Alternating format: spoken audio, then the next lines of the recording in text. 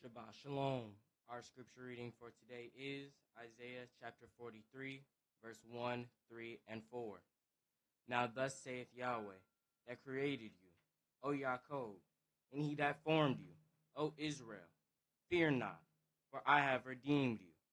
I have called you by your name. You are mine. For I am Yahweh your Elohim, the Holy One of Israel, your Savior. Since you was precious in my sight, you has been honorable, and I have loved you. Therefore will I give men for you, and people for your life. Shabbat Shalom, family. Our selection today, I am redeemed.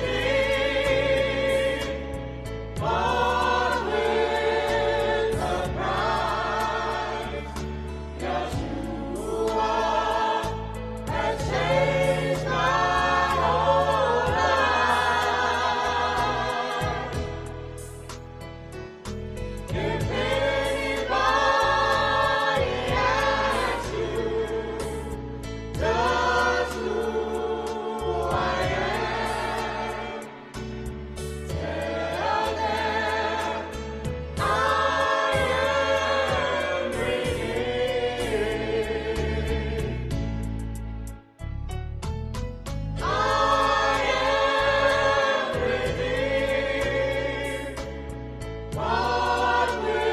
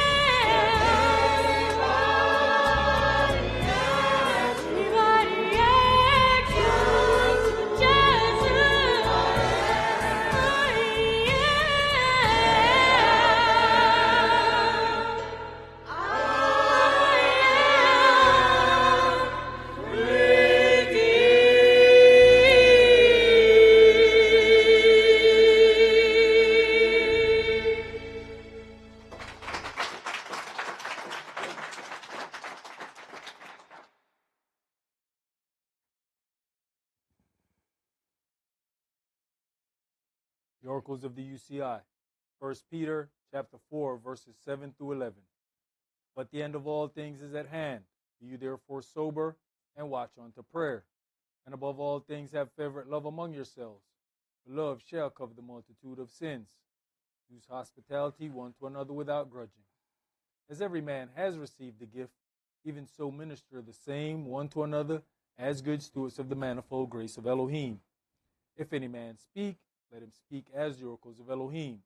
If any man minister, let him do it as of the ability which Elohim gives, that Elohim in all things may be glorified through Yahshua the Mashiach, to whom be praise and dominion forever and ever. Amen. Ephesians chapter 4, verses 29 through chapter 5 and verse 4. Let no corrupt communication proceed out of your mouth, but that which is good to the use of edifying, that it may minister grace unto the hearers. And grieve not the Holy Spirit of Elohim, whereby you are sealed until the day of redemption. Let all bitterness and wrath and anger and clamor and evil speaking be put away from you with all malice. And be you kind one to another, tender-hearted, forgiving one another, even as Elohim for Yahshua's sake has forgiven you. Be you therefore followers of Elohim, as their children, and walk in love, as the Mashiach also have loved us, and has given himself for us an offering and sacrifice to Elohim for a sweet-smelling savor. But fornication and all uncleanness or covetousness, let it not be once named among you as become saints, neither filthiness, nor foolish talking, nor jesting, which are not convenient, but rather giving of thanks. Ecclesiastes chapter 5, verses 1 and 2. Keep your foot when you go to the house of Elohim, and be more ready to hear than to give the sacrifice of fools, for they consider not that they do evil. Be not rash with your mouth. Let not your heart be hasty to utter anything before Elohim. For Elohim is in heaven, and you upon earth. Therefore, let your words be few. Exodus chapter 23, verses 20 and 21. Behold, I send an angel before you to keep you in the way, and to bring you into the place which I have prepared. Beware of him and obey his voice. Provoke him not, for he will not pardon your transgressions, for my name is in him. Revelations chapter 3, verses 20 through 22. Behold, I stand at the door and knock. If any man hear my voice and open the door, I will come in to him and will sup with him, and he with me. To him that overcomes will I grant to sit with me in my throne, even as I have also overcame and have sat down with my Father in his throne. He that has an ear, let him hear what the Spirit says unto the churches. All right, Shabbat Shalom. Shabbat Shalom. Which is peace on Yahweh's holy Sabbath day. Welcome to another holy convocation that Yahweh has enjoined unto us here in this body of Yahshua. Now, when we begin to seek the face of our Elohim, we end up encountering customs and practices that make us feel even more separated from the El that we seek. But upon diligent inquiry, we find that these customs are steeped in folklore and mysticism. To worship him in truth and in spirit, we must make distinction between light and darkness. If we take this step with our whole heart, it will cause us to separate from the secret Holy Land occult. One of the things that we have to deal with, this person in this graphic, that's a little sop right there. All right, so you see all the zodiac signs in the back. You got the candles. This is various forms of worship here mixed together. When I first got into this, even before I got into it, trying to find my way, I started off in Christendom. From there, I was got into I knew Christmas was wrong, so I started doing Hanukkah. So you got those candles, and I had those cups. They missing the cups. I had my Kuji Chakalia cups. I had all kind of things trying to find my way. And we have to make it through that maze. And when we do, we have to focus on serving Yahweh with our whole heart. Now, we have to remember that, because our children will have their own process, and their situation is going to come up upon them differently, because they have friends and people in different walks of life. We have to give them space, but not so much space that we allow it. Meaning we can't get to the point where we're not going to explain it. They have something that we don't have. They have us. We did not have us. So for that very reason, there are things that we have to say, but we also have to give them space, because I might still have one of them Coogee Chocolate cups somewhere up under a cabinet. I remember all them candles that I had, every color. You know, you had red for love, green for money, black to ward off evil. The white was for purity. I had everything. That's what's going on in this graphic right there. There's a lot going on when we're not sure we worship everything. And we figure, look, I'll catch God on the backside. Maybe one of these will appease him. When in actuality, all of that is worse than being one way confused. That's about 8 ways confused in that graphic. And the sad part is we think we're better off in that. Let's begin today's sermon in Genesis chapter 37. And we're going to read verses 1 through 11. And Jacob dwelt in the land wherein his father was a stranger, in the land of Canaan. These are the generations of Jacob. Joseph, being 17 years old, was feeding the flock with his brethren. And the lad was with the sons of Bilhah and with the sons of Zilpah, his father's wives. And Joseph brought unto his father their evil report. Now Israel loved Joseph more than all his brethren, or all his children, because he was the son of his old age. And he made him a coat of many colors. Now he has elevated this son by making him this special coat of many colors. And this is about that time. It says that he's 17 years old. We would call that graduating from high school. Yahweh saying, all right, it's about that time. All you haven't said to your boy, you're not finna say to him. Because it's about time for me to take care of this business. So a whole lot of times we wait to have conversations because we always believe that we have time. He has no idea that this is coming. It is time. All you have not said, you ain't going to get to say. The next time you say it, he going to be 40. Go ahead. And when his brethren saw that their father loved him more than all his brethren, they hated him and could not speak peaceably unto him. And Joseph dreamed a dream, and he told it his brethren, and they hated him yet the more.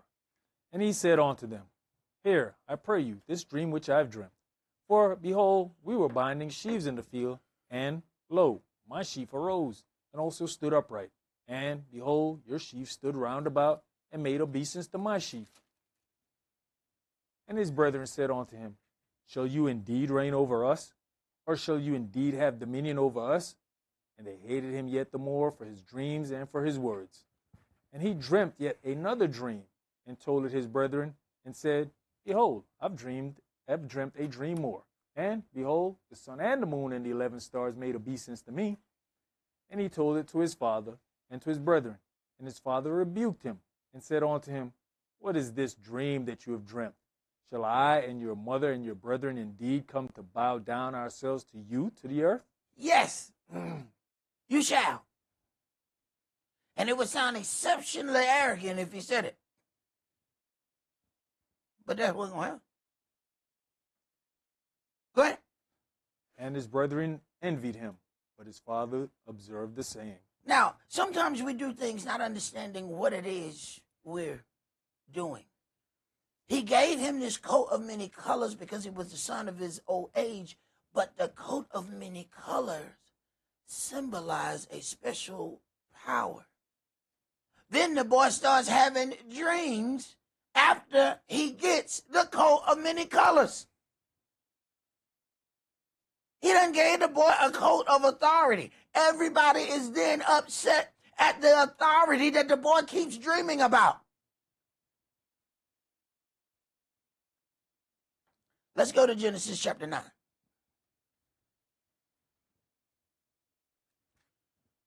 But we automatically see, before all of these things are set up, Israel has a colorful palette, if you will.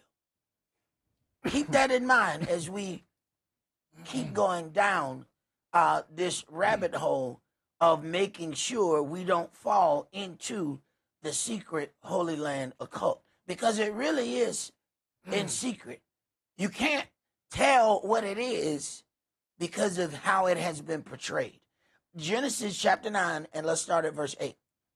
And Elohim spake unto Noah, and to his sons with him, saying, And I, behold, I establish my covenant with you, and with your seed after you, and with every living creature that is with you, of the fowl, of the cattle, and of every beast of the earth with you, from all that go out of the ark, to every beast of the earth. And I will establish my covenant with you. Neither shall all flesh be cut off any more by the waters of a flood, neither shall there any more be a flood to destroy the earth. And Elohim said, This is the token of the covenant which I make between me and you and every living creature that is with you for perpetual generations. I do set my bow in the cloud, and it shall be for a token of a covenant between me and the earth. And it shall come to pass, when I bring a cloud over the earth, that the bow shall be seen in the cloud. And I will remember my covenant which is between me and you and every living creature of all flesh, and the waters shall no more become a flood to destroy all flesh. And the bow shall be in the cloud, and I will look upon it, that I may remember the everlasting covenant between Elohim and every living creature of all flesh that is upon the earth. And Elohim said unto Noah, This is the token of the covenant which I have established between me and all flesh that is upon the earth. Now, wait a minute. So you have before this token of the covenant is this rainbow. We know that this rainbow has multiple colors. Yosef is given this multiple color coat. He ends up being in charge of everything, even the mother and the father.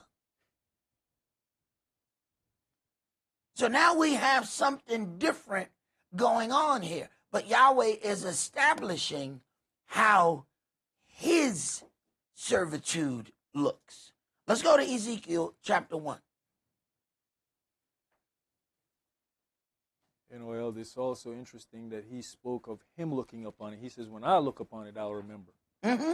Not just when y'all look, because most of us just look at his, it's just this pretty design in the sky. He said, no, when I look upon it. So that means his view is different. Well, not just that. Sometimes you're going to need something to remind you when your children get on your nerves. I look, I'm about to hit you. I seen the bow. I ain't going to flood them no more. But boy, hey, that lets you know just how bad we going to get. And he said, I'm going to look at it and I'm going to remember. Because y'all going to do some stuff. Ezekiel chapter 1, and start at verse 1. Now it came to pass in the 30th year, in the 4th month, in the 5th day of the month, as I was among the captives by the river of Chebar, that the heavens were opened, and I saw visions of Elohim. In the 5th day of the month, which was the 5th year of King Jehoiachin's captivity. All right, it says, I was among the captives, and I saw visions of Elohim. Okay, go ahead. The word of Yahweh came expressly unto Ezekiel the priest, the son of Buzi, in the land of the Chaldeans by the river Chebar. And the hand of Yahweh was there upon him.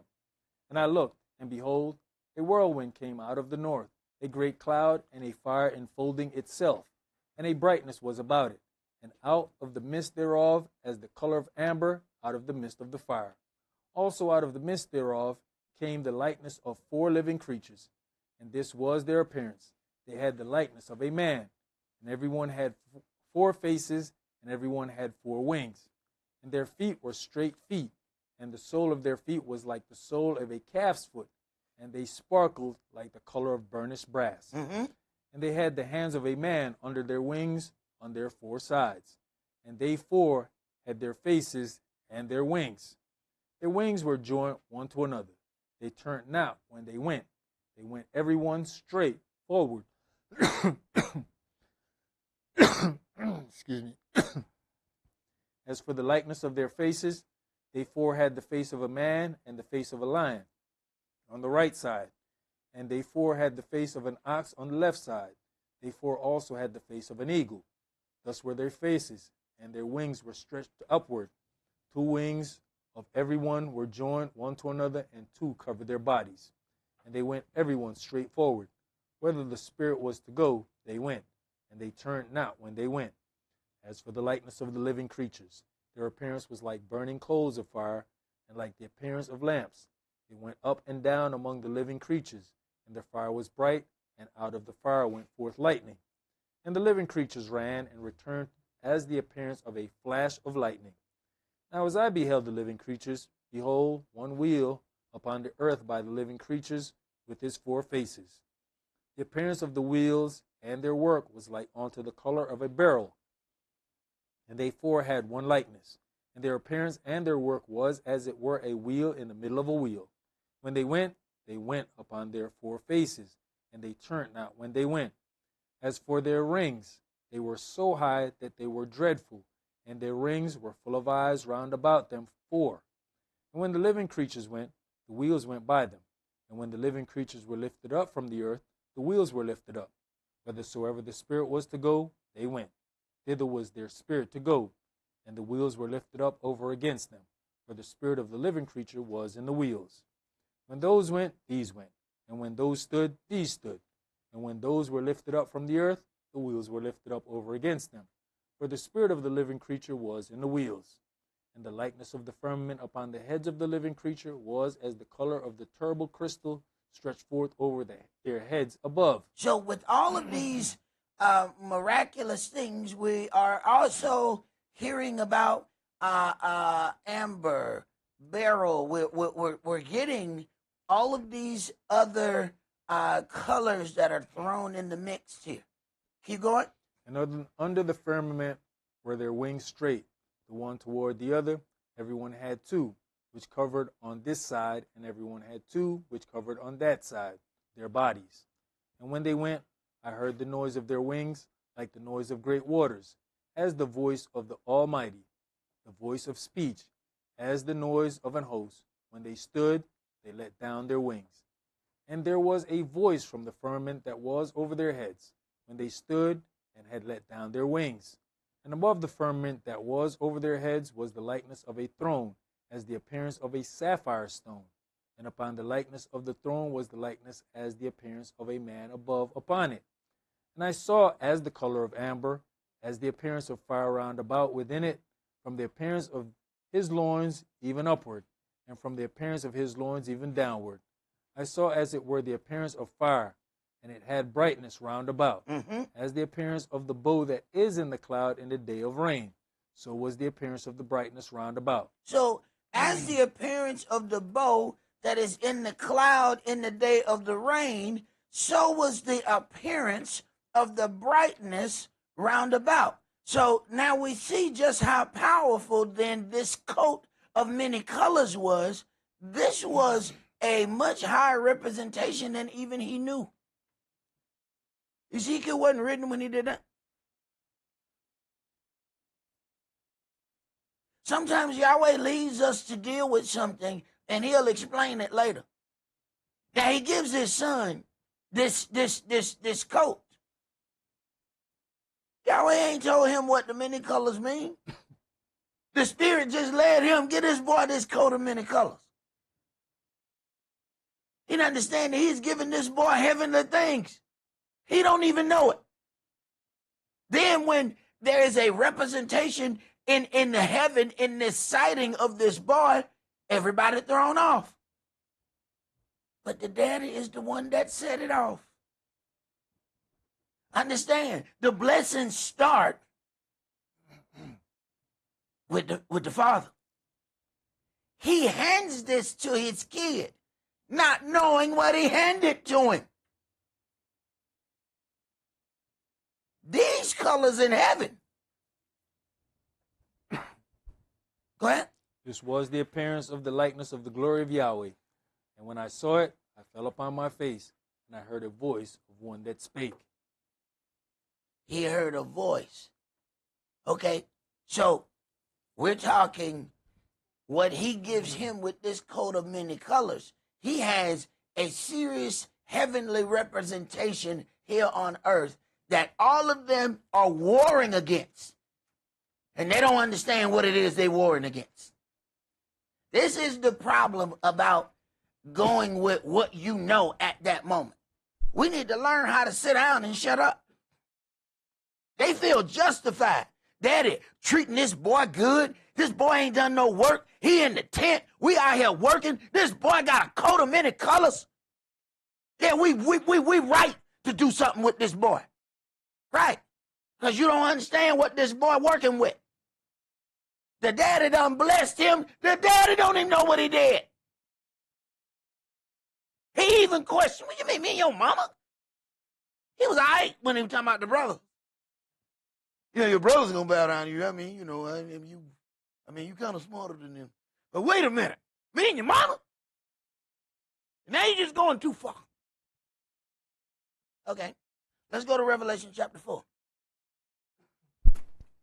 This is that part where we limit how Yahweh gonna do something.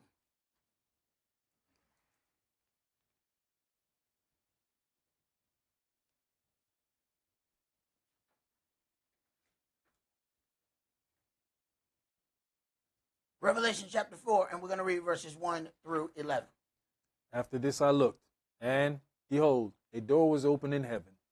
And the first voice which I heard was as it were of a trumpet talking with me, which said, Come up hither, and I will show you things which must be hereafter. And immediately I was in the Spirit, and behold, a throne was set in heaven, and one sat on the throne. And he that sat was to look upon like a jasper and a sardine stone. Now, wait a minute. We're not just getting colors now. Now we're getting some colors of the individuals who's sitting. So if we look at a jasper and a sardine stone, we're getting reddish, brown, dark here. Wait a minute. What we talking about?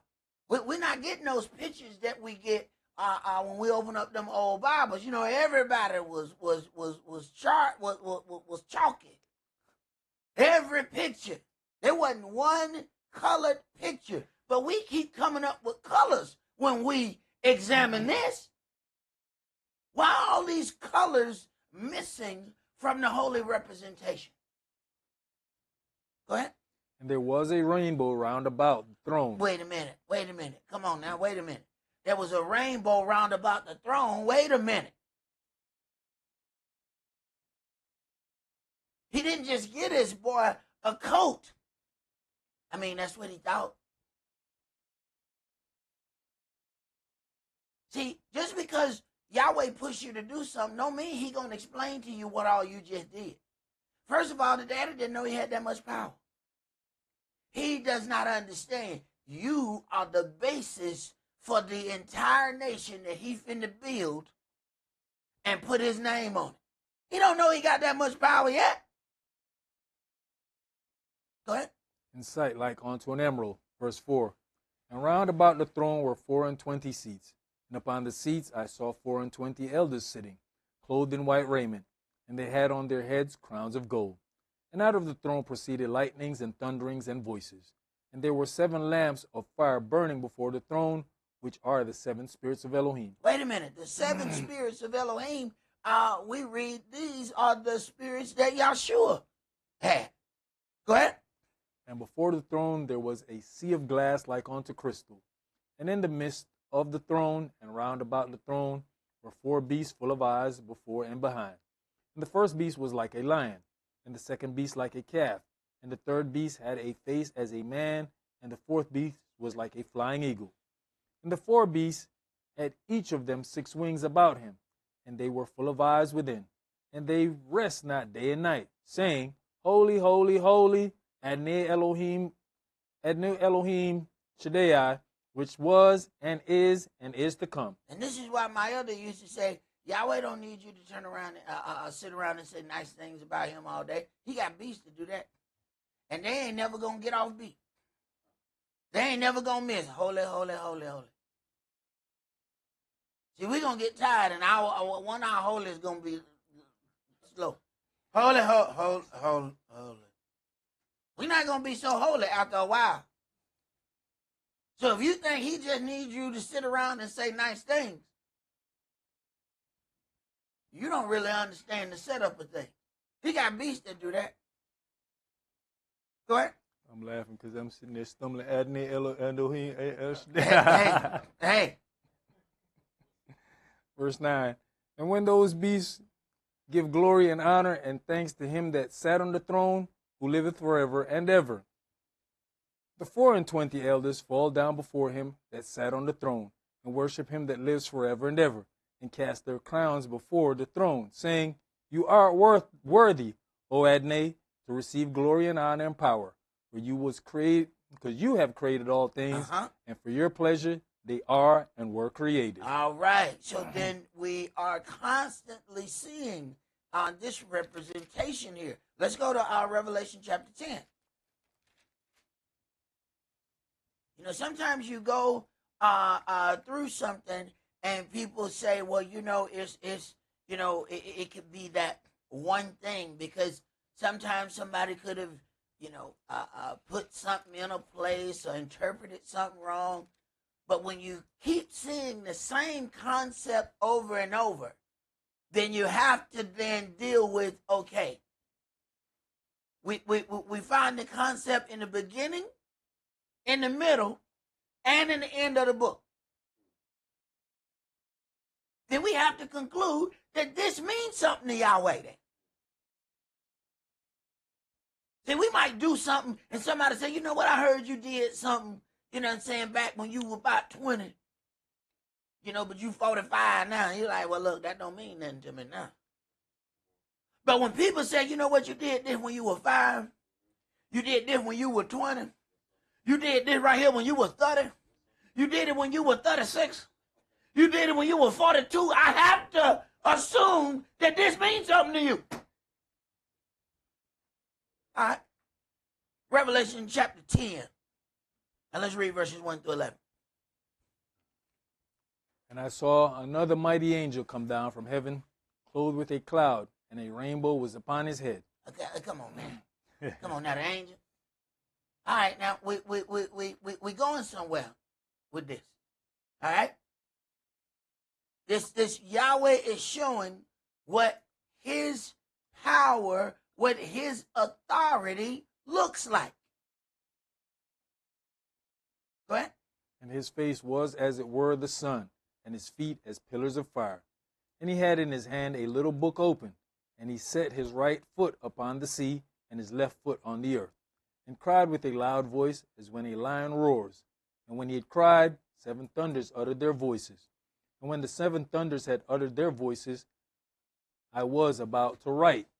And I heard a voice from heaven saying unto me, Seal up those things which the 7 thunders uttered, and write them not. Mm-hmm. And the angel which I saw stand upon the sea and upon the earth lifted up his hand to heaven. Now, that last part of verse 4 should let us know Yahweh don't want you to know everything. And sometimes we just racking our brain, trying to figure out this, trying to figure out that. He say, hey, look, don't even write this down right now. Look here, this none of you. None of your business. None of nobody else business. Look, don't nobody know that but you. Don't write that down. They can seek it all they want. I ain't gonna tell them. There's certain things. It says, the ox that treaded the corn don't muzzle him. He had a right to eat that corn that he trampling and working on. All right. Well, if this individual doing the job, all right, there's something that you get to see that ain't for everybody else. Go ahead.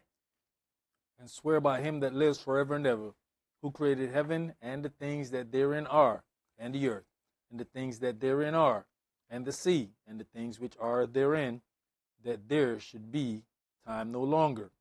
But in the days of the voice of the 7th angel, when he shall begin to sound, the mystery of Elohim should be finished, as he has declared to his servants the prophets. And the voice which I heard from heaven spake unto me again, and said, Go and take the little book which is open in the hand of the angel which stands upon the sea and upon the earth. And I went unto the angel and said unto him, Give me the little book. And he said unto me, Take it and eat it up, and it shall make your belly bitter, but it shall be in your mouth sweet as honey. And I took the little book out of the angel's hand and ate it up, and it was in my mouth sweet as honey, and as soon as I had eaten it, my belly was bitter. And he said unto me, You must prophesy again before many peoples, and nations, and languages, and kings. All right. Now, we have seen, even within the setup of what's in heaven, what comes over the heaven when it rains, that this many color setup is a setup of power. But you know, if Yahweh came and gave us something with many colors, we would say, Look, Yahweh, I ain't gay. I don't know. Look here. Well, I ain't with that funny business. I'm trying to tell you, I'm a straight man. I wear strong colors. Okay. Now, Yah's rainbow contains 7 colors: red, orange, yellow, green, blue, indigo, and violet, reflecting the biblical symbolism of completion and divine perfection. In contrast, the LGBTQ plus pride flag features only 6 colors: the red, orange, yellow, green, the blue is dark, and the violet, but is missing indigo. What's funny is all of a sudden you have biblical so-called scholars saying, you know, you can barely see the indigo, so we should take that out of Yahweh's colors. What would that do? The gay flag. That would make it the same as the pride flag.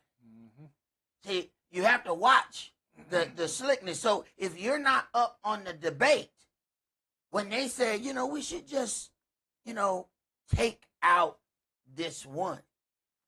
If you don't know the other side of the question, you say, well, I mean, don't mean much difference to me. No. You don't understand the correlation that they're trying to make. All right? So with understanding all of that, go to the next graphic. And if a coat of many colors is one of stature, is one of prominence, how is it that when we look at Israel, we see nothing but black? Black with a hint of white. Now, we have gone through from the beginning to the middle to the end that it is a holy setup. It is a setup of power. Yet, when we look, all we see is dark colored clothing.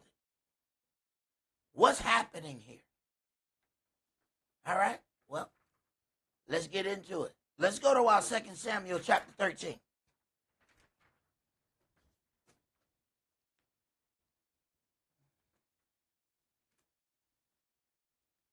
See, a lot of times we are coerced into something that we don't even understand is even happening. See, they deliver it unto us like it's cool, it's feng shui. But something else is going on. And if you study this book, then clearly you know the difference between many colors and no color. Clearly you know the difference. 2 Samuel chapter 13, and I want you to read verses 8 through 19. So Tamar went to her brother Anon's house, and he was laid down. And she took flour and kneaded it, and made cakes in his sight, and did bake the cakes. And she took a pan and poured them out before him, but he refused to eat. And Amnon said, Have out all men from me. And they went out every man from him. And Amnon said unto Tamar, Bring the meat into the chamber, that I might eat of your hand. And Tamar took the cakes which she had made, and brought them into the chamber of Amnon her brother. And when she had brought them unto him to eat, he took hold of her, and said unto her, Come lie with me, my sister. And she answered him, No, my brother, There's something wrong with that whole sentence. That whole sentence right there, it's hard to keep reading. When you read that sentence, come lie with me, my sister. Hold it, wait a minute. Huh? Wait, talk to me now. What we doing? Nothing wrong with this sinner. All right, go ahead. And she answered him, No, my brother, do not force me, for no such thing ought to be done in Israel. Do not you this folly. And I, whether shall I cause my shame to go? And as for you, you shall be as one of the fools in Israel. Now therefore, I pray you, speak unto the king, for he will not withhold me from you. Howbeit he would not hearken unto her voice, but being stronger than she, forced her, and lay with her. And Amnon hated her exceedingly, so that the hatred wherewith he hated her was greater than the love wherewith he had loved her. And Amnon said unto her, Arise, be gone. Now, he is done with his deed, and now arise and be gone. And to this day, women are still thrown off by these happenings, by all the sweet, come here, let me talk to you, let me do all of this. And as soon as they are done, bolt the door on your way out.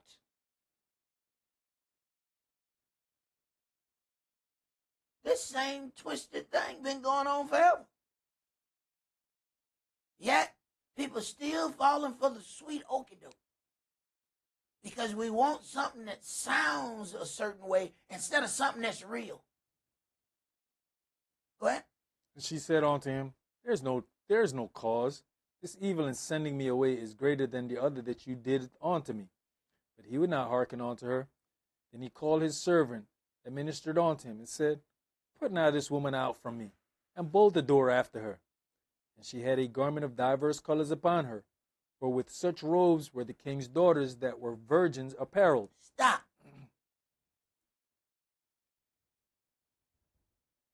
I ask you once again, when we go back to the picture before, why did we see all black and white? For the garment of many colors are what the righteous, pure women wore. Now watch what happens after the rape, though. Read. Then his servant brought her out, and bolted the door after her.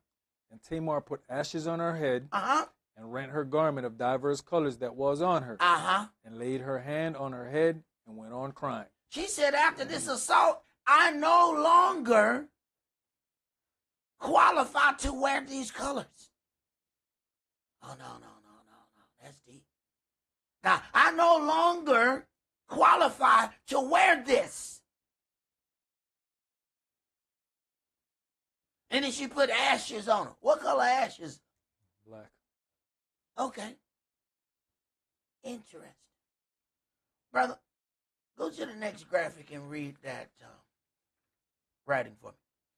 Black and white together commonly symbolize duality, contrasting forces like good and evil, light and darkness, and the interplay of opposing qualities such as purity and mystery. This symbolism is evident in ancient philosophies like yin and yang and Western thought, influencing art and culture interpretations of fundamental dichotomies in life and the universe. Now, we have to get into that. See, we just think that there's something there, like we're doing some things, but then there's something much deeper going on. Yahweh has already said and showed what he is about. So then we have to wonder, why doesn't it look like that when we look at the land? Read duality and contrast for me. The most prominent meaning in this representation of opposites, such as day and night or life and death, with black representing darkness, mystery or evil, and white representing light, purity or good, balance and interconnection. In the context of yin and yang, the two colors represent complementary, interdependent forces that are essential to each other and constantly interact to create a whole. Clarity and truth.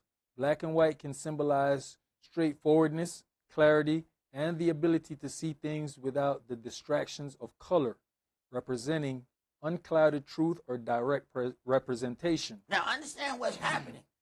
They're trying to represent all of that within one being. So, keep reading. We'll get to that in a minute. Life and death. Traditionally, in Western culture, white is associated with purity, life, and peace, like in weddings, while black is linked to death, mourning, and the unknown. All right. So we have some aspects here of what the white and the black is supposed to represent.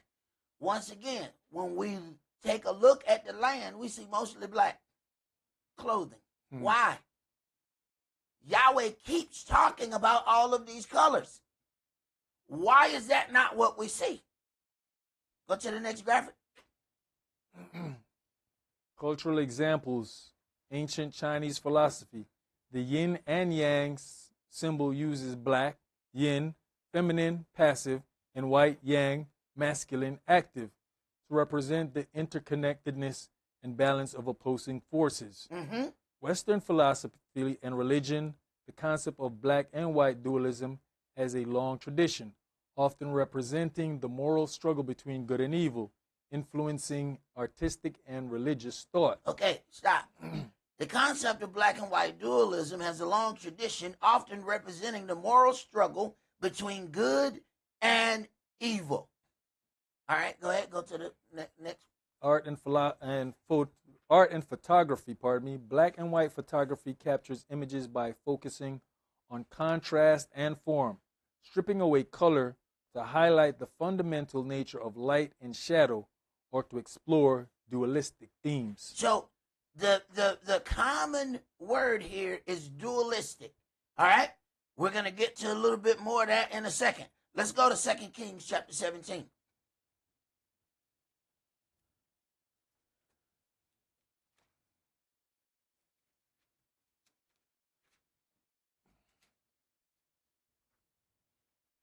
Second Kings chapter 17, and let's start at verse 24.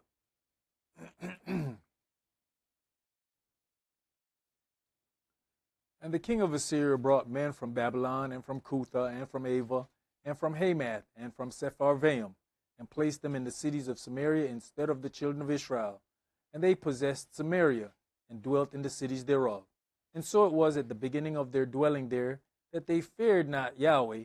Therefore Yahweh sent lions among them, which slew some of them. Now, they feared not Yahweh, and then lions slew some of them. All right? So, you're going to have to see the difference in how he's dealing with the converts versus how he deals with the ancestral people who received the promises. Go ahead. Wherefore they spake to the king of Assyria, saying, The nations which you have removed and placed in the cities of Samaria know not the manner of the el of the land. Therefore he has sent lions among them, and, behold, they slay them, because they know not the manner of the el of the land. Then the king of Assyria commanded, saying, Carry thither one of the priests whom you brought from thence, and let them go and dwell there, and let them teach them the manner of the el of the land. That means that a priest has taught a whole different priesthood now, because now those people can teach enough to coexist in the land. Go ahead. Then one of the priests whom they had carried away from Samaria came and dwelt in Bethel, and taught them how they should fear Yahweh. Now, the first thing you got to notice is they brought the priest from Samaria. They already ain't right. Okay? So they didn't even start from a good base. Their base was already off. And then they added to an off base. Go ahead. Howbeit every nation made gods of their own, and put them in the houses of the high places which the Samaritans had made, every nation in their cities wherein they dwelt. And the men of Babylon made Succoth-Benoth, and the men of Cuth made Nergal, and the men of Hamath made Ashima, and the Ivites made Nibhaz and Tartak, and the Sepharvites burnt their children in the fire to Adremelech and Anamelech, the gods of Sepharvaim. So they feared Yahweh, and made unto themselves of the lowest of them priests of the high places, which sacrificed for them in the houses of the high places. They feared Yahweh, and served their own gods. They feared Yahweh, but served their own gods. So now we have an occult system set up in the Holy Land according to this book. Not according to what I think, feel, and believe. According to this book, there is a setup that appears to be the righteous path of Yahweh, but then there's something else. And this book confirms it. It's not what I think, feel, and believe. It's not what I saw. It's what I read. Correct? After the manner of the nations whom they carried away from thence. Unto this day they do after the former manners. They fear not Yahweh, neither do they after their statutes, or after their ordinances, or after the law and commandment which Yahweh commanded the children of Jacob, whom he named Israel, with whom Yahweh had made a covenant, and charged them, saying, You shall not fear other gods, nor bow yourselves to them, nor serve them, nor sacrifice to them. But Yahweh, who brought you up out of the land of Egypt with great power and a stretched out arm, him shall you fear, and him shall you worship, and to him shall you do service. And the statutes and the ordinances and the law and the commandments which he wrote for you, you shall observe to do forevermore, and you shall not fear other gods. And the covenant that I have made with you, you shall not forget, neither shall you fear other gods. But Yahweh your Elohim you shall fear, and you shall deliver you out of the hand of all of your enemies. Howbeit they did not hearken, but they did after their former manner. So these nations feared Yahweh and served their graven images, both their children and their children's children, as did their fathers. So do they unto this day. So according to this book, there are two manner of systems operating in the Holy Land. There is that which is done enough to keep Yahweh from sending wild beasts to slay them. But on the underside, they're worshiping other gods. So then those who stand on the outside looking in, they think that everything they witness is righteous. But there's secret occultism going on right there. And then we look and we pick it up and we take the occult, not knowing that that's what we're picking up. We think that if they're there, then what they're doing must be holy. This book says differently.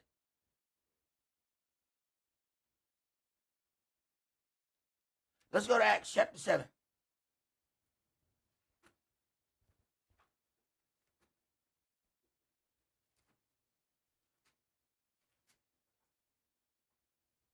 Acts chapter 7, and I want you to read verses 35 through 43.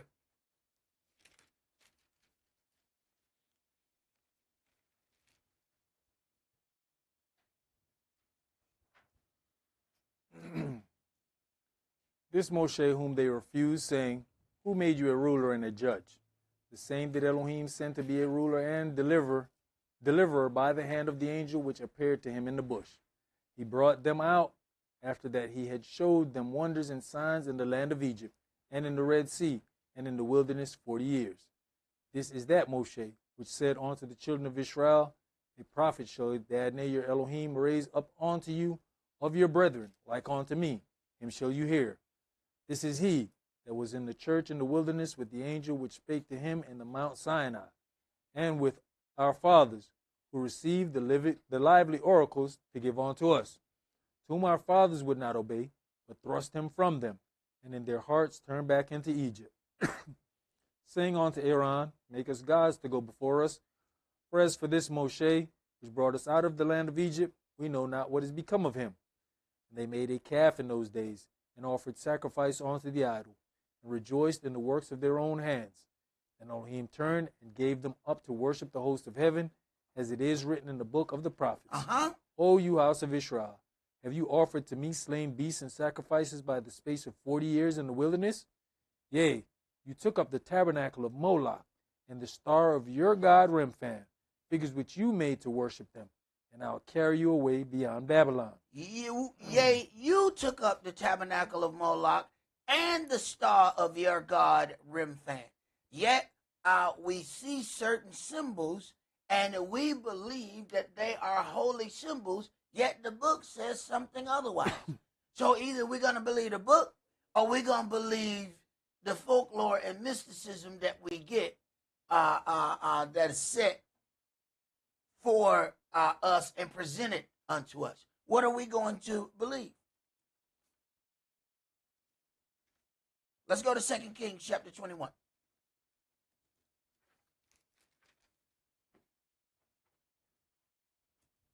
Now imagine being on the outside looking in and you say, you know, I want to be closer to my Elohim. Now you've grabbed hold of some things that you don't quite understand. And this is what gives us the low self-esteem. We say we're going to get close to our Elohim, and then people start asking you terms, and you say, well, I don't know those terms. And then they look at, oh, you don't know that? Oh, you don't know what that is? So then they make you feel like you ain't real. But the things that they are offering you as customs, they are customs. They're just not customs of our Elohim. They're customs that belong to other entities in other places. 2 Kings 21, and let's read verses 1 through 9.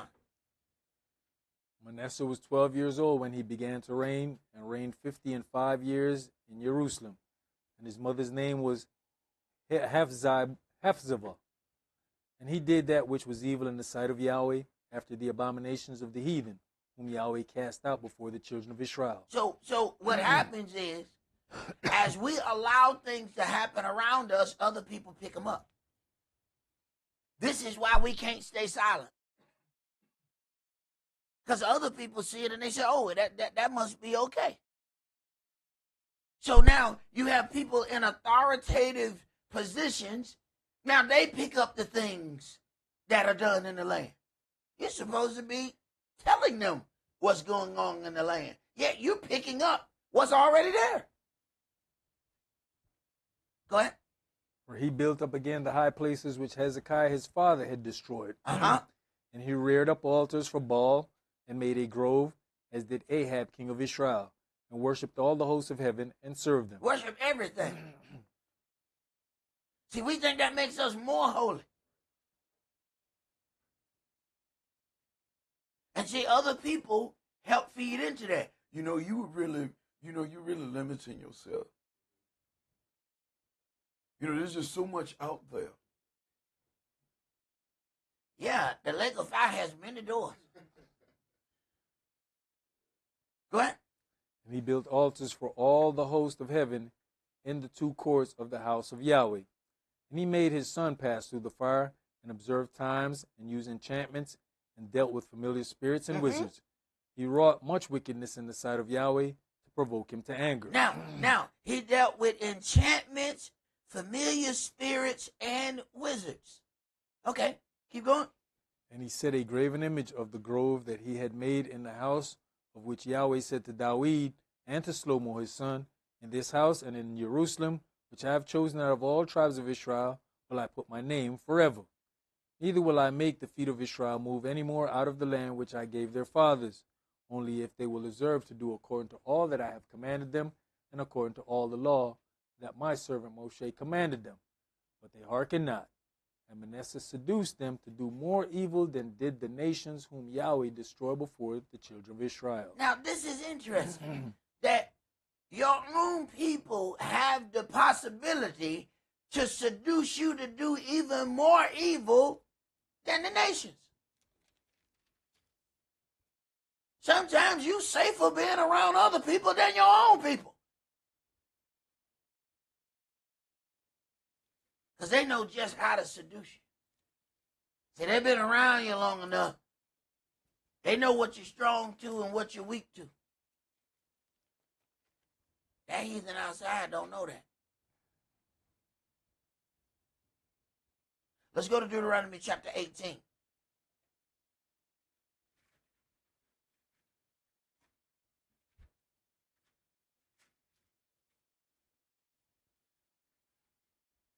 Deuteronomy 18, and we're going to read verses 9 through 14. When you are coming to the land which Yahweh Elohim gives you, you shall not learn to do after the abomination of those nations. Are you listening, Israel? See, to learn not to do after those abominations, you have to first find out that they are abominations. If you don't understand, then you walking right in there doing the abomination. Yahweh is waiting to see you are colorful or in certain things, but now you accepted something and you walking around in all black or black and white. And he's like, wait a minute, now I gave you the land. You didn't understand how you were supposed to show up. He's going to expect this of us. So we need to know this before we go in. Go ahead.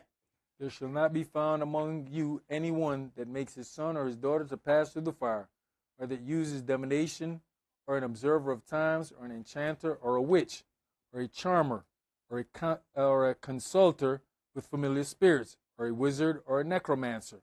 For all that do these things are an abomination unto Yahweh. And because of these abominations, Yahweh your Elohim does drive them out from before you. You shall be perfect with Yahweh your Elohim.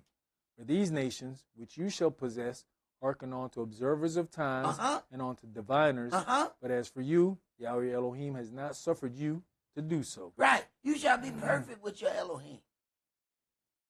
And that means the best that we can do at that particular time. We know that each generation has its own problems. Yahweh not going to give you the same leeway he gave the people during your grandmama generation. See, the people during your grandmama generation, they couldn't even read. You think they're going to be judged the same way we judge? My grandmama had a 3rd grade education. My mama taught her how to write a check. Her daughter taught her how to write a check. You think she going to be judged the same way you going to be judged? You walking around with a computer in your hand. You can research anything, but you use it to research mess.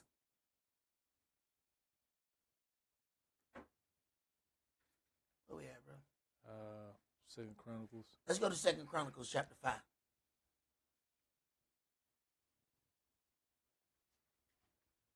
Get in the kingdom and see Big Mama. She ain't kept one Sabbath.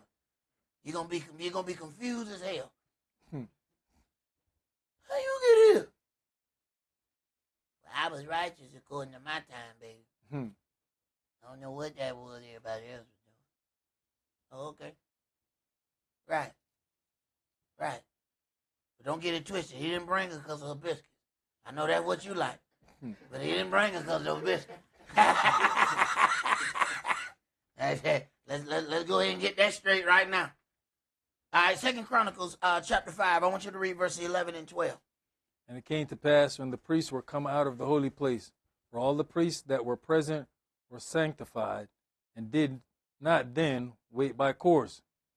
Also the Levites, which were the singers, all of them of Asaph, of Heman, of Jeduthun, with their sons and their brethren, being arrayed in white linen, having cymbals and psalteries and harps, stood at the east end of the altar, and with them 120 priests sounding with trumpets. So if I see 120 priests and they are all white, I want you to go back to the image that we see along that wall.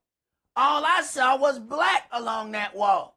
What we read here is all white. Now this is interesting, because when you look in the so-called Middle East, it'll be the Muslims that are being all white.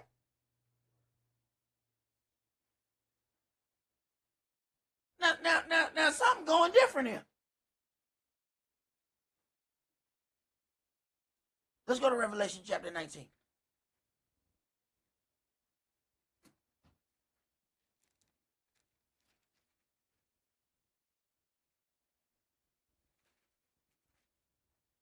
You know, it's interesting that you said that, because, you know, the question comes about of when we're attired, we're sometimes mistaken for Muslims, but it's that whole thing of, do you understand where they even got their customs from? Right.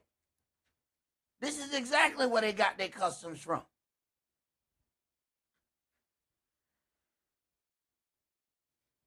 Revelation chapter 19, and I want you to read verses 6 through 9. And I heard, as it were, the voice of a great multitude, and as the voice of many waters, and as the voice of mighty thunderings, saying, Hallelujah! For the Adonai Elohim omnipotent reigns. Let us be glad and rejoice, and give honor to him. For the marriage of the Lamb is come, and his wife has made herself ready. And to her was granted that she should be arrayed in fine linen, clean and white. For the fine linen is the righteousness of saints. Wait a minute. This fine white linen is the righteousness of saints.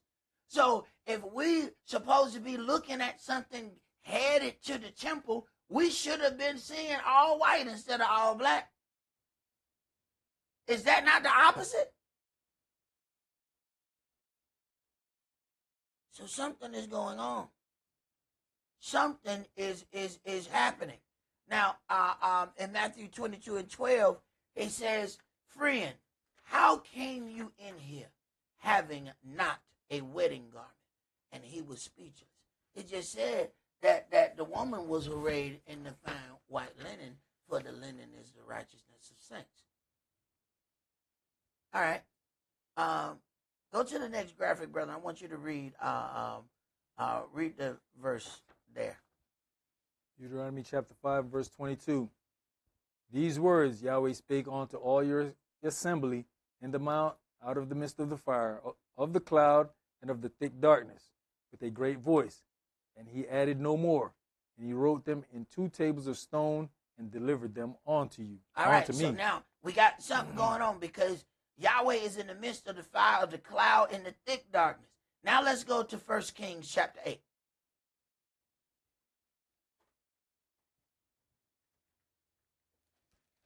Now remember, they're doing their black and white for a reason here. So let's go to 1 Kings chapter 8, and we're going to read verses 5 through 12.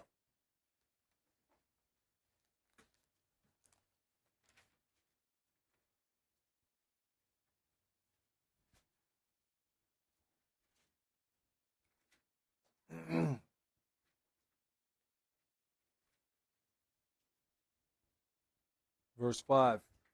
And King Shlomo and all the congregation of Israel that were assembled unto him were with him before the ark, sacrificing sheep and oxen that could not be told nor numbered for multitude. And the priest brought in the ark of the covenant of Yahweh unto his place, into the oracle of the house, to the most holy, even under the wings of the cherubims. For the cherubim spread forth their 2 wings over the place of the ark, and the cherubims covered the ark and the staves thereof above. And they drew out the staves, that the end of the staves were seen out in the holy place before the oracle, and they were not seen without. And there they are unto this day.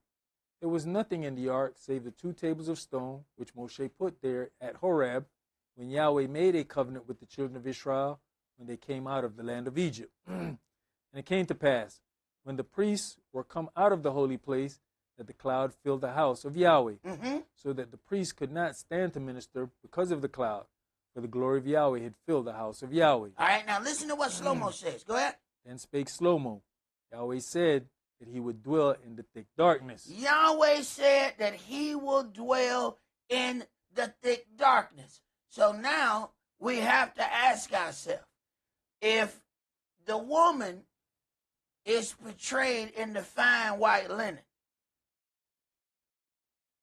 in a marriage, who is the one dressed in dark supposed to represent? That's supposed to be the man, right? So if the woman in white is Israel, who is the man in black?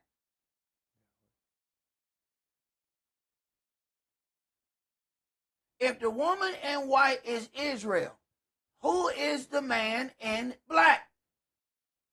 It says Yahweh dwells in the thick darkness, right? Let me show you the game they play. Go to the next graphic. What's going on right here? What is going on right here? Wait a minute. It's duality representing both things in once. You may not see it, but it's black and white in both. Because you got the black man in the white dress, black and white. You then have the white man in the black tuxedo, black and white. But they're going to represent good and evil in the same entity.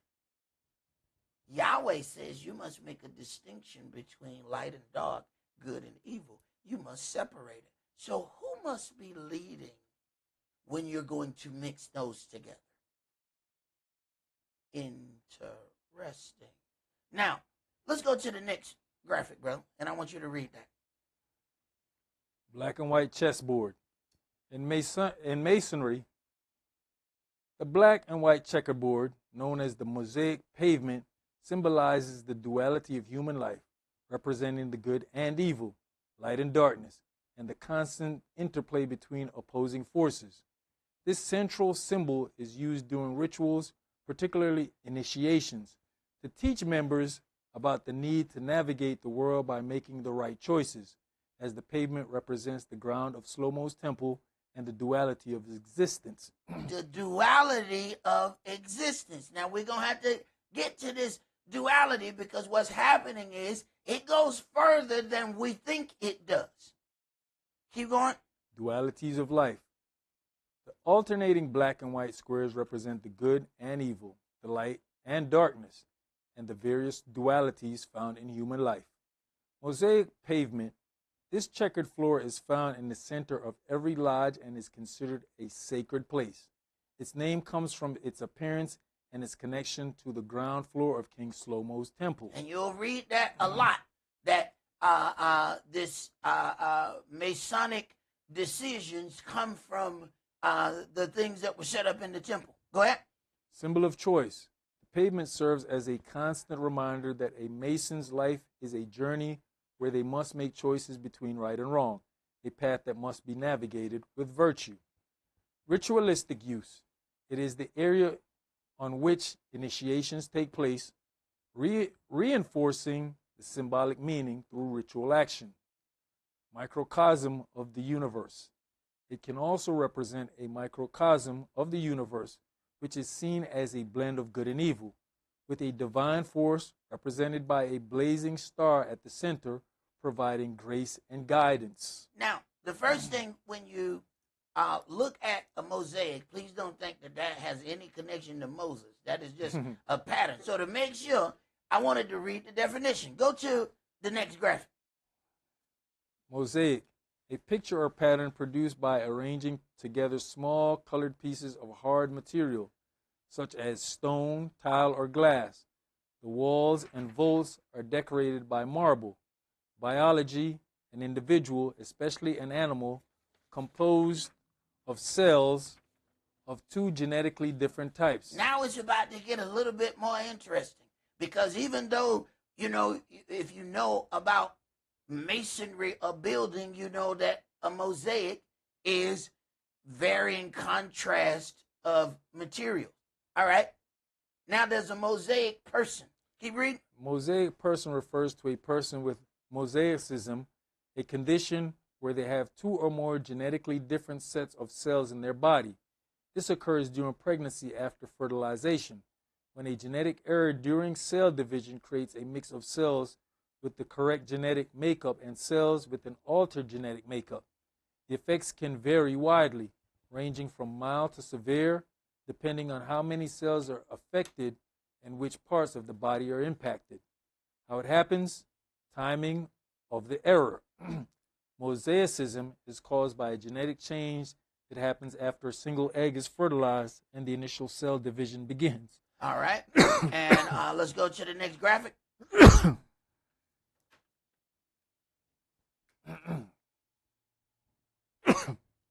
Two distinct cell lines. The individual develops with a mix of cells. Some have the normal number of chromosomes or genetic code, while others have a different number of chromosomes or a different genetic code. Turner syndrome is a chromosomal condition involving a person's sex chromosomes. It is considered mosaic when an X chromosome is missing in some cells in people who have two X chromosomes. So now we're dealing with a difference in chromosomal makeup, and understand what is being presented when we see the picture that we saw with the two men in the black and white, one in the dress. Understand what we're dealing with here. Because when you have a mix of chromosomes, then the gender ain't right. Something didn't form right. Understand what's being displayed and why they had on black and white. Understand what's happening right there. Keep going. Turner syndrome is a chromosomal condition involving a person's sex chromosomes. Turner syndrome results when one of the X chromosomes, sex chromosomes, is missing or partially missing following conception. In mosaic Turner syndrome, an X chromosome is missing in some cells and people assigned female at birth. All right, go to the next graphic. What is mosaic Turner syndrome? Chromosomes are what carry genetic information, also called DNA, from each cell throughout the human body. Each person is born with 23 pairs of chromosomes, 46 total, including one pair of sex chromosomes, X and Y. And all DNA testing is illegal in the Holy Land. Just putting that out there. Go ahead. Turner syndrome affects people who were assigned female at birth. While people assigned female at birth typically have 2 X chromosomes, people with Turner syndrome have just 1 X chromosome. So if people even wanted to try to see what was the genetic makeup of certain individuals, it would be illegal in that place and there. Now, why is that illegal in that place and there? Keep reading. Because so much genetic information is missing at such an early stage of development, Turner syndrome can cause a variety of medical and developmental concerns, including failure of the ovaries to develop. Go to the next graphic. There are 2 main types of Turner syndrome. Monosomy X Turner syndrome. This type is defined as a complete loss of the second X chromosome. Mosaic Turner syndrome. This type is defined as a partial loss of the second X chromosome. All right, so all of that is said so that we can go ahead and explain this. Go to the next graphic. Baphomet. All right, now, this guy right here got a lot going on. Now, first thing, go ahead and start reading, bro. Baphomet is a symbolic figure, often depicted as a winged, goat-headed humanoid. Now, a goat-headed humanoid. He has 2 types already. Because he's a human with a goat head. Now, keep reading. That represents the union of opposites like male and female. He has male and female body parts. Go ahead. Or light and dark. Its modern image was created by occultist Eliphaz Levi. Okay, just stop right there. Eliphaz Levi created this image. That, and do not miss that star above the goat's head.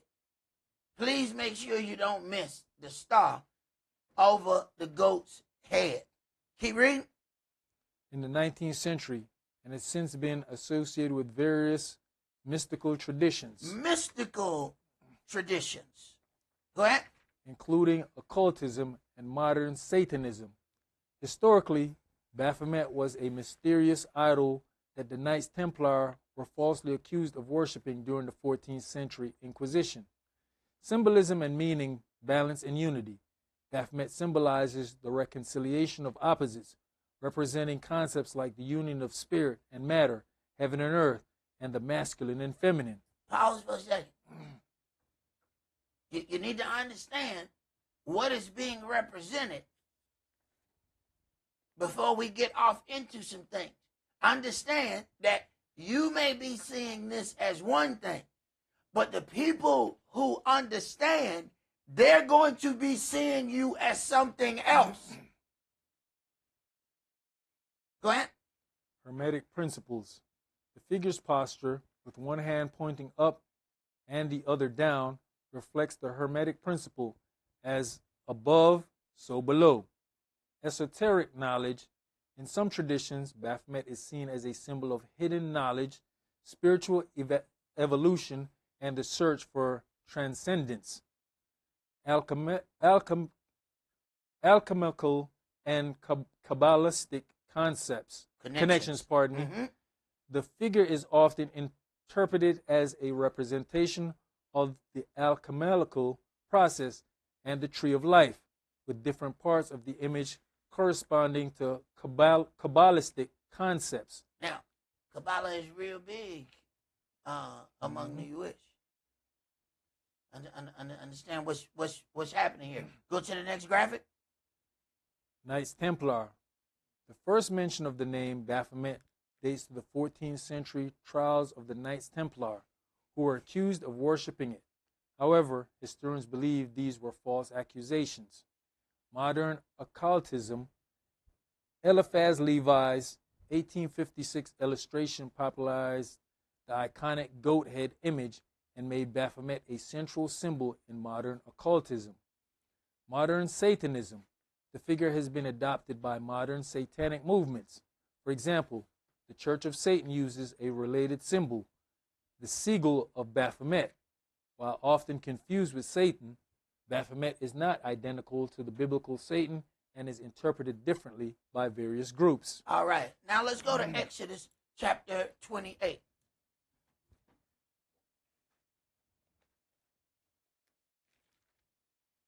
There are things that we could find ourselves in, and we believe that they are just presented openly, but they make sure that they don't give you all the information about it. It's one of the things that, my stepdad was a Mason, and he said, you need to come and be a part of it. I said, well, tell me about it. He said, I can't. I said, well, I don't understand what you're saying. You want me to be a part? There's a lot of good things that you can benefit from. I said, well, tell me about it. He said, I can't tell you. You have to just show up. I said, well, wait a minute. Look, I don't go to a party unless I know what kind of party it is. I don't go to a club unless I know what kind of club. And they said, look, we're going to a skating rink. I want to know what kind of skating rink it is. What should my attire be at this place? You want me to just show up at a place, but you can't tell me nothing about it? And then me you talking to. You can't tell me? No, you my son, but I can't tell you. Nah, you can miss me with that. Nah, you miss me. I'm cool. Nah, I'm straight. You go ahead.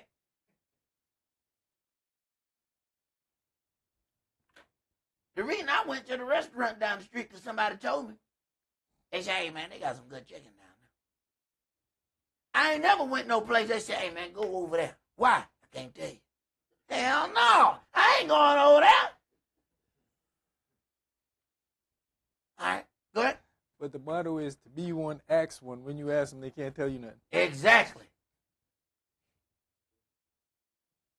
Go ahead, brother. Exodus 28, and let's read verses 2 through 9.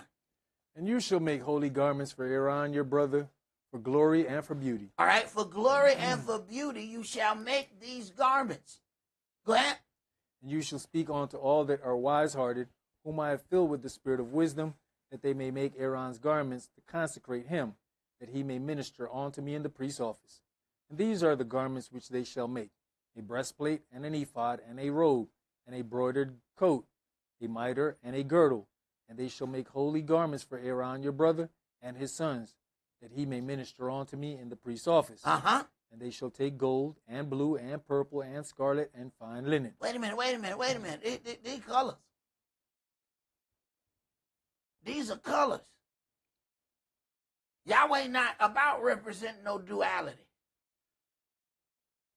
He said, I know what they supposed to look like. What y'all doing? Go ahead. And they shall make the ephod of gold, of blue, and purple, of scarlet, and fine twined linen, with cunning work. It shall have 2 shoulder pieces thereof joined at the 2 edges thereof, and so it shall be joined together. And the curious girdle of the ephod which is upon it shall be of the same according to the work thereof, even of gold, of blue, and purple, and scarlet, and fine twined linen. And you shall take 2 onyx stones, and engrave on them the names of the children of Israel. All right. So once again, we have what not only a situation of prominence looks like, even when we deal with the priest, we then find the same thing in heaven, the same thing on earth. So now let's read about the individual who popularized the Baphomet. Eliphaz Levi Sahid, born Alphonse Louis Constant, 8th of February 1810 through 31st of May 1875, was a French esoterist, poet, and writer, initially pursuing an ecclesiastical career in the Catholic Church. Mm-hmm. He abandoned the priesthood in his mid-20s and became a ceremonial magician. Stop. Yahweh has a problem with sorcery. So I need you to understand that some of the things you're seeing, that's magician clothing versus the clothing that Yahweh told us to put on. All right, keep reading. At the age of 40, he began professing knowledge of the occult. He wrote over 20 books on magic, Kabbalah. Stop. These are practices that are very big in the quote-unquote Holy Land. Go ahead. Alchemical studies, and occultism. The pen name Eliphaz Levi was an adaptation of his given names Alfonso Luis into Hebrew. Levi gained renown as an original thinker and writer, his works attracting attention in Paris and London among esoterists and artists of romantic or symbolist inspiration. He left the Grand Orient de France, the French Masonic organization that originated continental Freemasonry. So wait a minute. Now we have a connection between Freemasonry and the things that's going on in the Holy Land.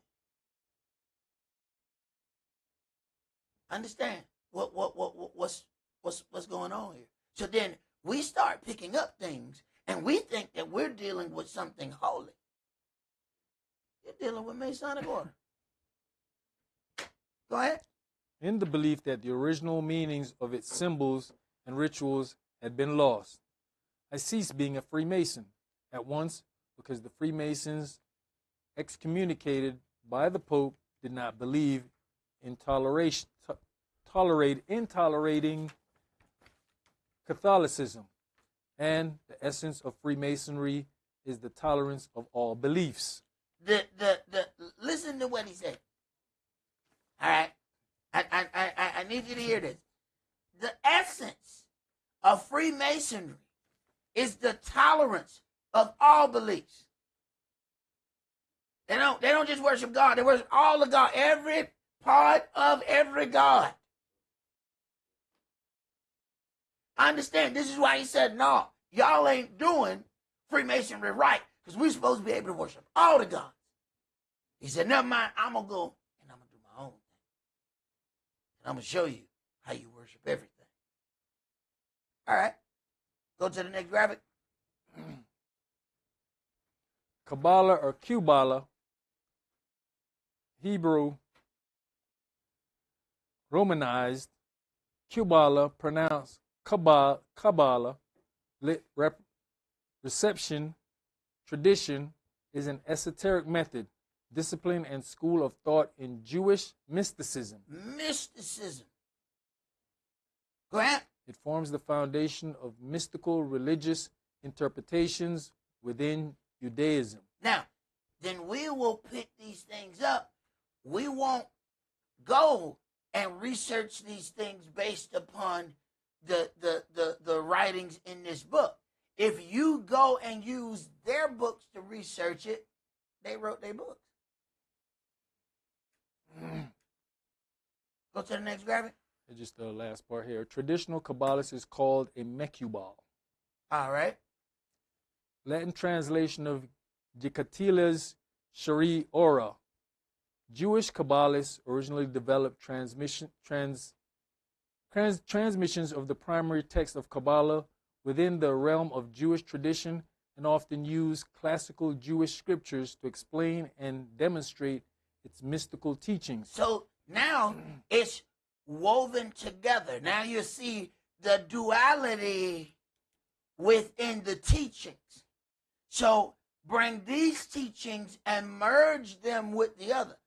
if you get off in this book, Yahweh said in the beginning and the end, don't do it. Whoever adds to this or take away shall receive the plagues. Go ahead. Kabbalists hold these teachings to define the inner meaning of both the Hebrew Bible and traditional rabbinic literature and their formerly concealed transmitted dimension, as well as to explain the significance of Jewish religious observances. Now, you need to understand that there's a difference between dealing with Jewish customs and biblical customs. See, if we don't know any better, we mix those together. We hear it and we think they mean the same thing. They do not. When somebody tell you, oh, it's a Jewish tradition, and in this tradition we do such and such, that has absolutely nothing to do with biblical tradition. Go ahead. Historically, Kabbalah emerged from earlier forms of Jewish mysticism in 12th to 13th century in Occitania, specifically in the Languedoc among Hackmei province. Shortly afterwards, among the movement of Jews from southern France, Occitania, and Spain, it was found in Rhineland, school of Yehuda the Pious al-Adanalis, R.E. Zohar, and was reinterpreted during the Jewish mystical Renaissance in the 16th century Ottoman Palestine. It was reinterpreted during the Jewish mystical Renaissance. Go ahead. The Zohar, the foundational text of Kabbalah, was authored in the late 13th century, likely by Moses de Leon. And Esaac Luria, 16th century, is considered the father of contemporary Kabbalah. Lurianic Kabbalah was popularized in the form of Hasidic Judaism. Hasidic Judaism. Now understand, now we're starting, if you have heard some of these terms, you look up and you find all of these people dressed in all black or either black and white. Where does it come from? Because it does not come from this book. Let's jump to the next graphic, and I want you to read 1 Samuel chapter 15 and verse 23.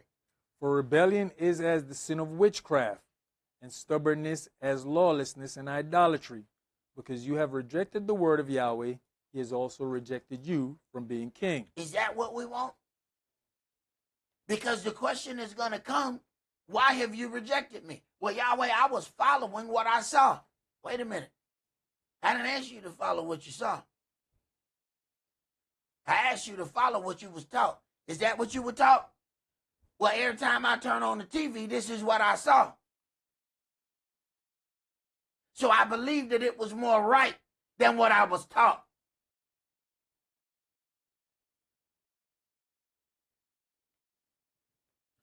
Read the next part of that. Leviticus 20:6. And the soul that turns after such as have familiar spirits, and after wizards, go a whoring after them. I'll even set my face against that soul, and will cut him off from among his people. Read the next one. Exodus 22:18. You shall not suffer a witch to live. You shall not suffer a witch to live. Wait a minute now. We have now unknowingly, some knowingly, some people know exactly what they're doing, that they have entered in the realm of a witch, and they're fine with it. Yahweh say, you shall not suffer it to live. We so busy trying to be the middle of the road, we'll watch a witch walk in and won't say a damn thing about it. I mean, they can park their broom right beside your car, and you won't say a damn thing. Turn the alarm on. What the hell? Whoa. He ain't gonna say that. What? He ain't gonna say you gonna let this witch.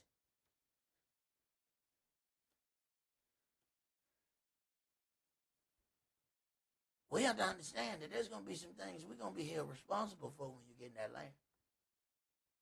You better take your practice as practice, because you damn well better know what you're doing when it's time to get there. Because you know the difference between who was taught and who was not. Go to the next graphic. Revelation chapter 21 and verse 8. But the fearful and unbelieving and the abominable and murderers and whoremongers and sorcerers and idolaters. Hold on. Just because you're an accidental sorcerer don't mean that you get exempt from the lake of fire. Just because you let somebody trick you into sorcery don't mean that you're exempt from the lake of fire. Go ahead. And all liars shall have their part in the lake which burns with fire and brimstone, which is the second death. All right. Now let's go to Revelation chapter 2.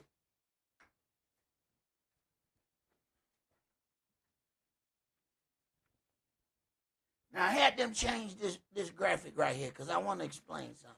Now, this is rather interesting. Revelation chapter 2, and I want you to read verses 8 and 9. And unto the angel of the church in Smyrna write, these things says the first and the last, which was dead and is alive. I know your works and tribulation and poverty, but you are rich.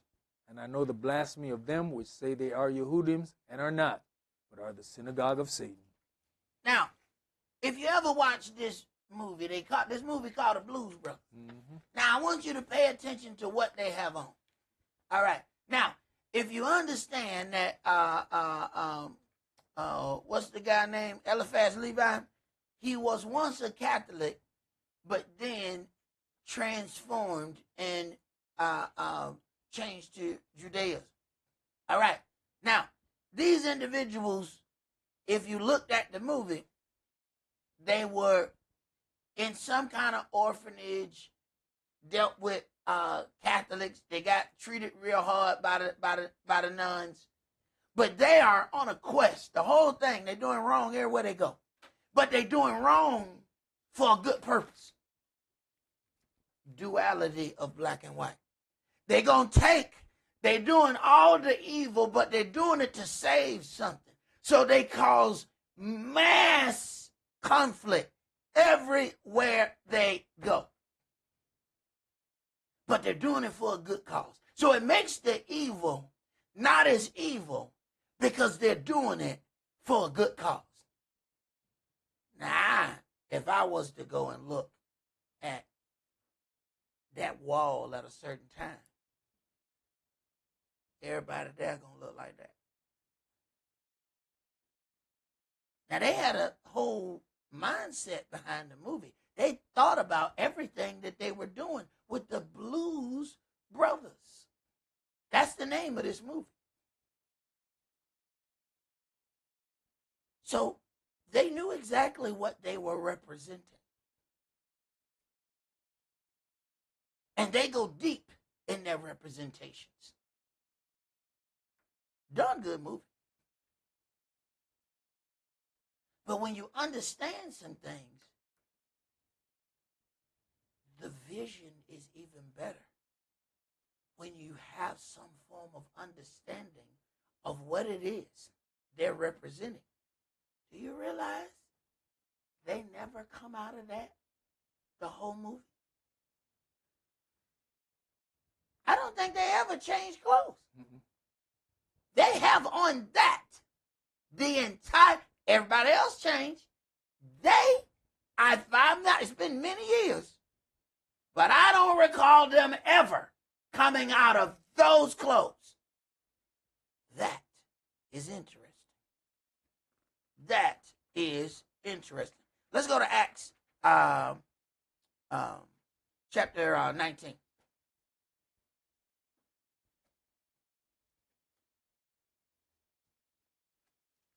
Acts chapter 19, and let's read verses 11 through 16. And Elohim wrought special miracles by the hands of Saul, so that from his body were brought onto the sick handkerchiefs or aprons, and the diseases departed from them, and the evil spirits went out of them. And certain of the vagabond Yehudis, exorcists, took upon them to call over them which had evil spirits in the name of the Adonai Yahshua, saying, We adjure you by Yahshua, whom Saul preaches. All right, these are vagabond Jews. They're exorcists. And they said, we're gonna call out the evil spirits. Go ahead. And there were 7 sons of one Sceva, a Yehudim, and chief of the priests, which did so. And the evil spirit answered and said, Yahshua I know, and Saul I know, but who are you? In other words, they question their authority. You don't have the right to cast us out. You ain't got the right amount of power. Go ahead. And the man in whom the evil spirit was leapt on them, and overcame them, and prevailed against them, so that they fled out of that house naked and wounded. So then we need to understand something.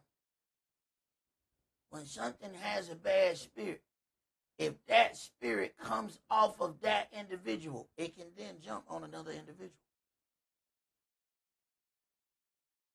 We'll hang with anybody doing anything.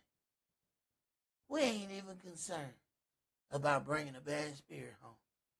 And then what happens if you bring that bad spirit home and then it just run from room to room in your house?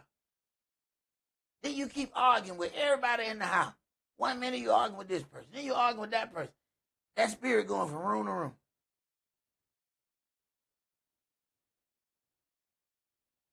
Go ahead, Bree.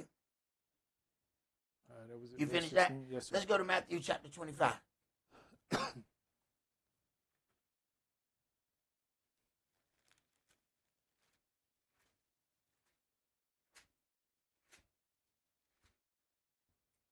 We entertain them spirits, we can't even tell. I don't even know why I felt that way. Right. That wasn't you that was feeling. But see, what we got to do is go back. What happened right before that? Then you'll figure out the exact moment that spirit started riding your back.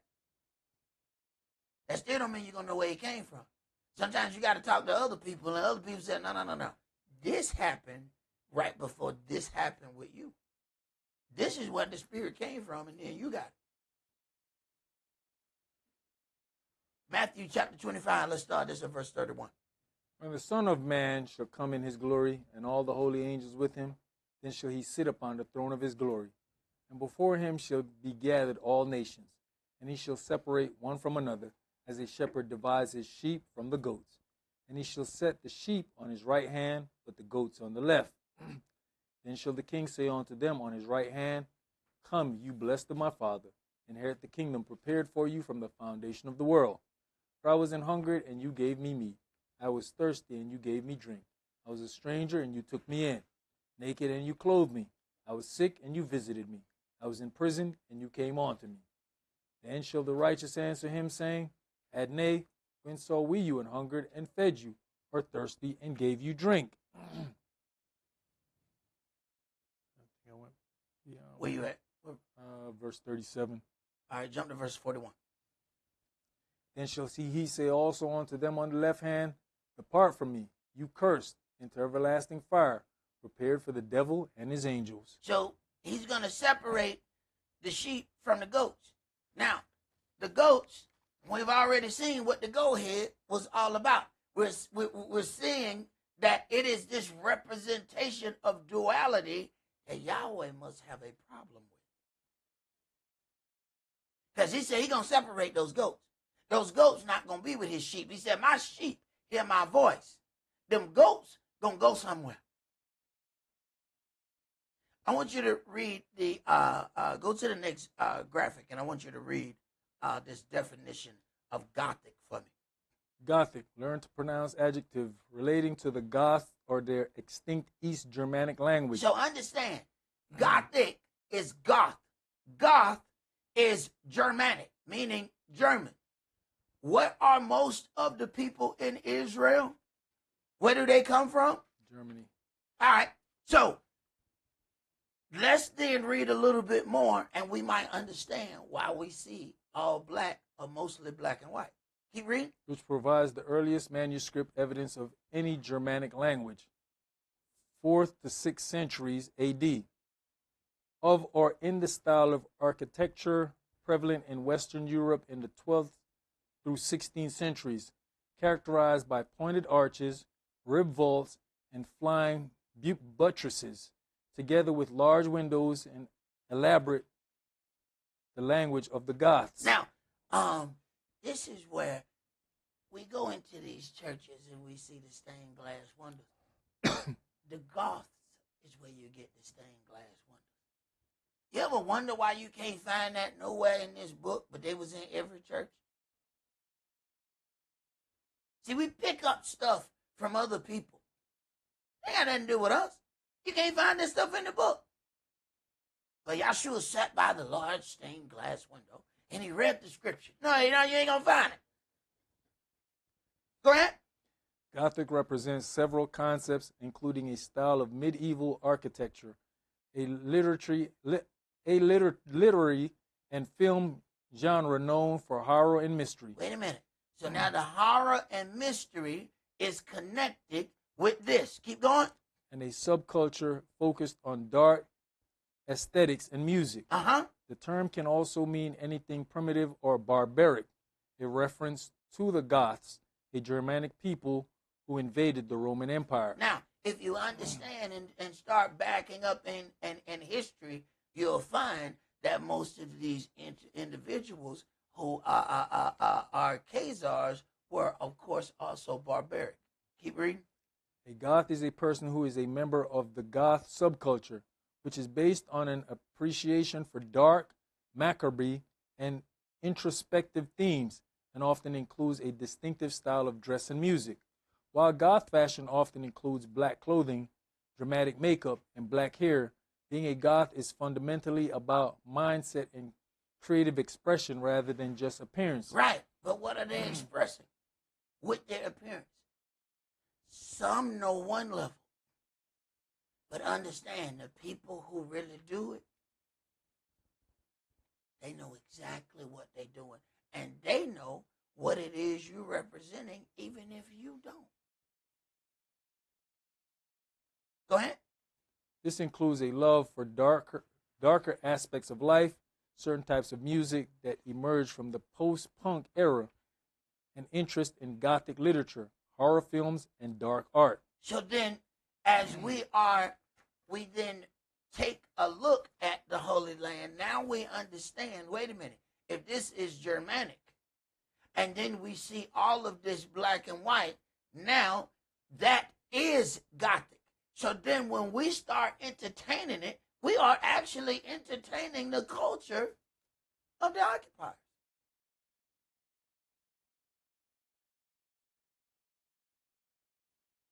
Go to the next graphic, and I want you to read Revelation 19 and verse 8.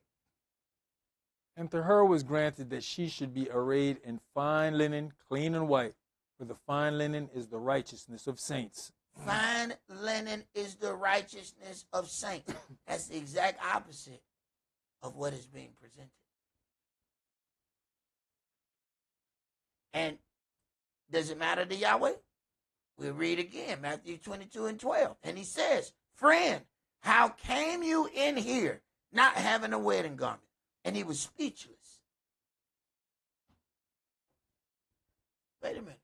Sound like it mattered to Yahweh. He want to know how you get in here not wearing the right attire. Sounds like Yahweh is saying, well, who was at the door? Was there not somebody at the door? How you get in here without a wedding garment? Who was at the door? How you get in here with that? Go ahead, Bree. You know, as you even think common sense wise, in the land we know how hot it is. Why would you be in black anyway? That's an interesting question, bro. You know, you see all these other individuals, you know, you can see a sea of white in certain points. You know, I had thought about it. I wanted to play. I had a recording, and it just slipped my mind of one of our appearances. And as we were walking down, I had a video of us walking down and going into the tent to make an appearance. And it was just brother after brother, all coming down and all white. Now, as we look at that, then we consider that what we are looking at is Gothic. And Goth makes sense if you're Germanic. Why does it make sense for you? They're actually keeping their culture. We just didn't know that that's what that was. And sometimes then we walk over into somebody else's culture, not understanding. This is the thing that angers Yahweh the most. Wait a minute. He said, I thought you said you love me. Then why are you keeping their culture? But let us hear the conclusion of this matter. Let's go to Mark chapter 12. And we're going to start at verse 19. See, the adversary is very slick. He introduces all of these concepts to our children the same way he introduced it to us. It's going to be fun. And then somewhere, the fun, and it's fun up to a certain level. And then all of a sudden, something goes and takes it to the next level. And then ain't no going back from there.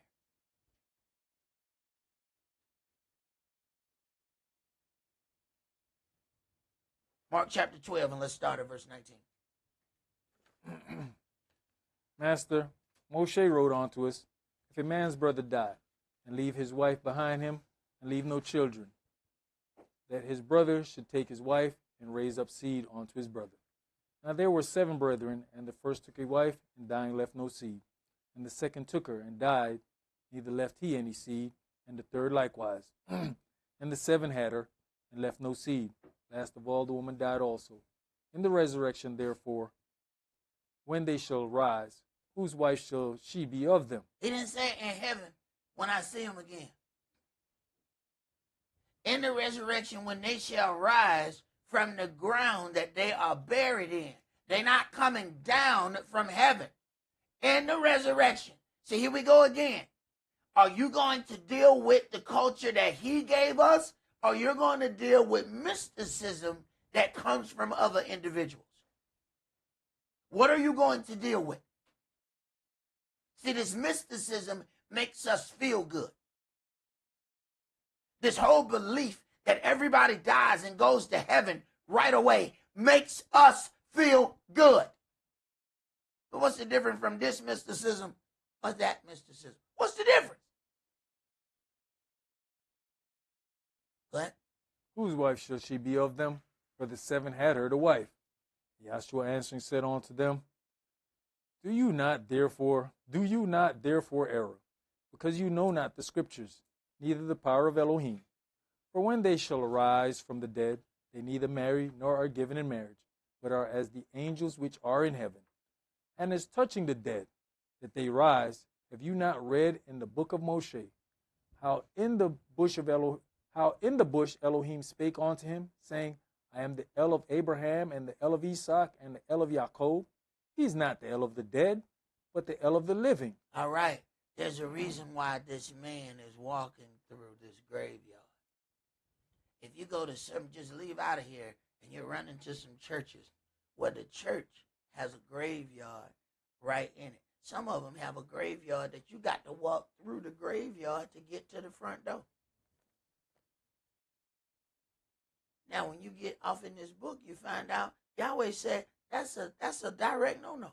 You just mixed the dead and the living. You didn't separate light and darkness. You brought them together in a duality situation. See, we don't even understand what we be dealing with. The adversary of the devil is slick, and he makes his things seem fun. But you'll notice that individuals, the longer they operate in something, the darker they get, mentally and spiritually, because you keep entertaining those spirits. And eventually, those spirits take over you. He is the Elohim of the living, not the dead. So why would we pose as the dead? This is why the Goths culture is magnified during Halloween. It is the night of the dead. It is Goth rule. So the culture of the Goths is magnified right during this time. Now, Yahweh is getting ready to have his harvest gathering, while the Goths are getting ready to enjoy the night of the dead.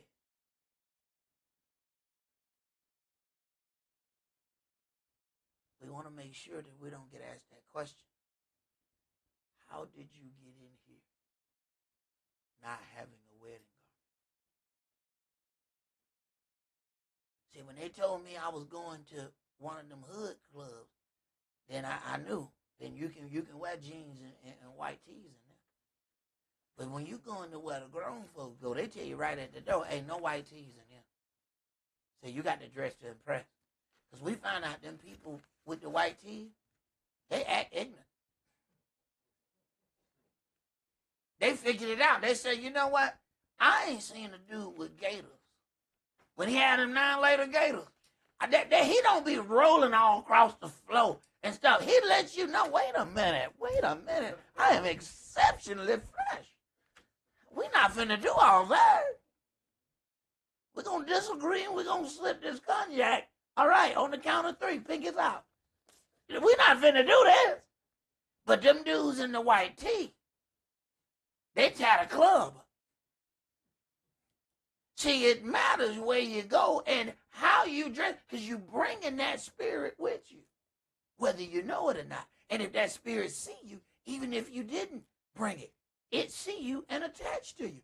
It says, oh, there's home. And you don't figure out what's happened.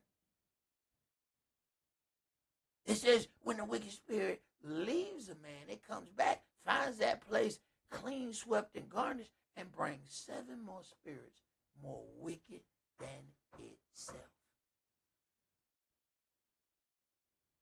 Understand, Israel, we have to prepare for an influx of demons. So these things that we may be getting away with now, you are not going to be able to make these mistakes here shortly. Because there's going to be too many demons looking for a home. And a home is a body that they can use. You leave yourself open, and one of them going to come in unto you. That's all that we're going to do for today. Remember the Sabbath to keep it holy. Shabbat shalom. Shabbat shalom.